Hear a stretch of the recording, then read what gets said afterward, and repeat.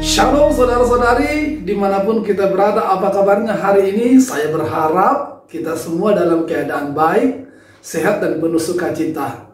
Saudara-saudari, sebelum kita mengawali segala aktivitas kegiatan kita sepanjang hari ini, hari Selasa, tanggal 3 Mei 2022, marilah kita sejenak mendengarkan firman Tuhan. Sebagai renungan untuk hari ini, kita mengawalinya dengan berdoa. Kasih karunia dan damai sejahtera yang dari Allah Bapa dan dari anaknya Tuhan Yesus menyertai saudara sekalian. Amin. Saudara-saudari, firman Tuhan hari ini tertulis di kitab Keluaran pasal 23 ayat 8, dikatakan demikian. Suap janganlah kau terima, sebab suap membuat buta mata orang-orang yang melihat dan memutarbalikkan perkara orang-orang yang benar. Ya, saudara-saudari, tentu tidak sulit bagi kita untuk memahami apa yang dikatakan atau mau disampaikan oleh nas ini. Karena apa?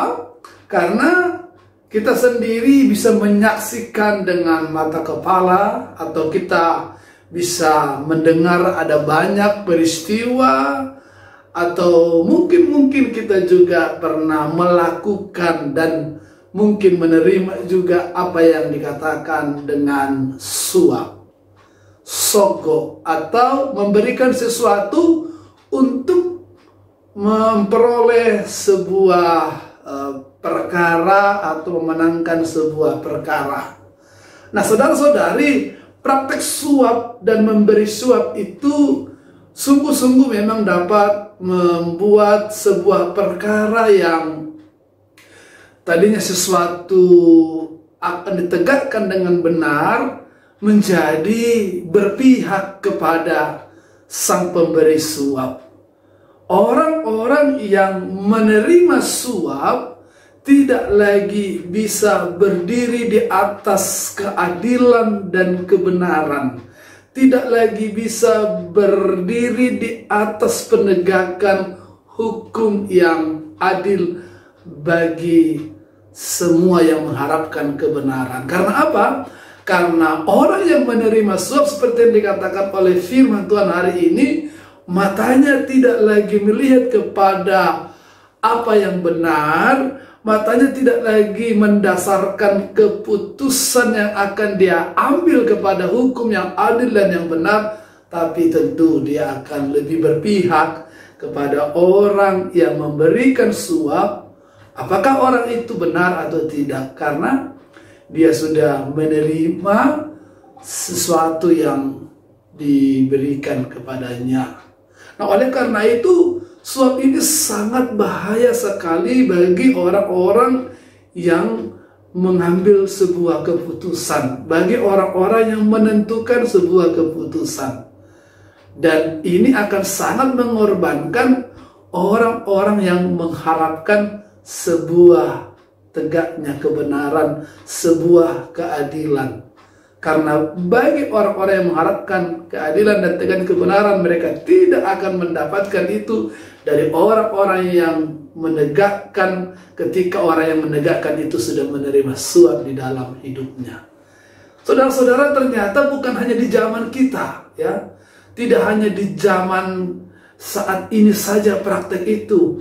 Ribuan tahun kehidupan manusia sudah melakukan itu. Bahkan kalau kita melihat bagaimana di zamannya Musa, ya, ketika umat Israel belum menjadi sebuah umat Allah yang mendiami tanah perjanjian, Allah sudah mengingatkan itu melalui Musa, untuk Musa menyampaikan itu kepada bangsa itu menjadi sebuah aturan yang akan mereka tegakkan ketika mereka nanti tinggal di tanah Kanaan menjadi sebuah bangsa.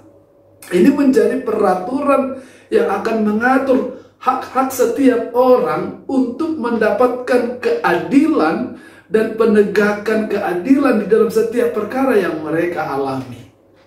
Jadi Tuhan sudah melihat bagaimana bahayanya suap yang diterima oleh orang-orang yang dipercayakan untuk menegakkan keadilan, terhadap orang-orang yang mengharapkan penegakan keadilan atas perkara-perkara yang mereka alami. Karena dengan praktek suap, ada hak-hak dari orang-orang yang harus diambil daripadanya, ada hak-hak yang tidak diberikan kepada orang-orang yang sesungguhnya dia berhak menerimanya. Dan praktek suap bukan hanya menghancurkan satu orang, dua orang, tapi juga bisa menghancurkan bahkan sebuah negara. Karena ketika penegak keadilan, penegak hukum tidak lagi bisa menegakkan hukum dengan baik, ini adalah awal dari sebuah kehancuran di tengah-tengah bangsa itu. Kita lihat saudara-saudara di negara kita ini, bagaimana ada orang-orang yang akhirnya dikorbankan, ya, dikorbankan karena apa? Karena para penegak hukum kita itu disuap atau dibayar. Ada orang-orang yang miskin, yang sesungguhnya dia benar, tetapi karena dia tidak punya sesuatu untuk diberikan, sementara orang-orang yang kaya, yang memiliki banyak harta, banyak duit, mereka menyuap para hakim, menyuap para pengacara, menyuap para jaksa, sehingga mereka menjadi selalu selamat di dalam kejahatan-kejahatan yang mereka lakukan. Sementara orang-orang kecil, orang-orang biasa yang sesungguhnya benar, tapi karena mereka tidak bisa memberikan sesuatu, mereka akhirnya dihukum, dipenjara, dan selalu dipersalahkan. Nah, kita sebagai orang-orang Kristen hari ini mau diajak, baik pemberi suap atau penerima suap, itu sama-sama salah. Baik pemberi suap maupun yang menerima suap itu sama-sama merusak dan mencuri hak orang lain. Oleh karena itu, sebagaimana Tuhan menghargai setiap hak kita, marilah kita juga menghargai setiap hak-hak orang lain di dalam mendapatkan kebenaran. Jauhkanlah diri kita dari praktik suap dan menerima suap itu. Karena akar dari segala kejahatan adalah cinta dari uang. Kalau kita sudah menerima suap dalam berbentuk uang atau berbentuk lain, maka akan muncul kejahatan-kejahatan yang baru. Masalah tidak selesai, tapi malah memunculkan masalah yang baru. Oleh karena itu saudara-saudara, mari kita hidup di dalam menghargai hak orang lain, sebagaimana hak kita juga ingin dihargai oleh orang lain. Janganlah melakukan praktik-praktik suap dalam kehidupan kita, karena itu merusak tatanan kehidupan bersama dan merusak pelaksanaan akan penghargaan terhadap hak setiap orang. Kiranya kita bisa menegakkan dan bisa melakukan firman Tuhan ini dalam kehidupan kita. Tuhan memberkati kita.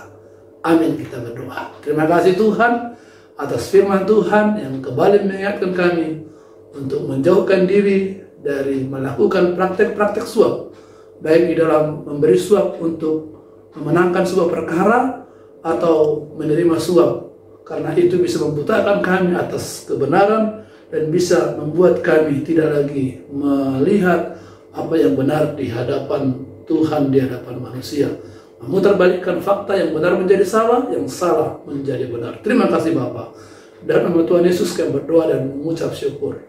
Sekarunia dari Tuhan kita Kristus, kasih setia daripada Allah Bapa serta persekutuan Roh Kudus itulah yang menyertai, memberkati saudara sekalian sekarang sampai selamanya. Amin.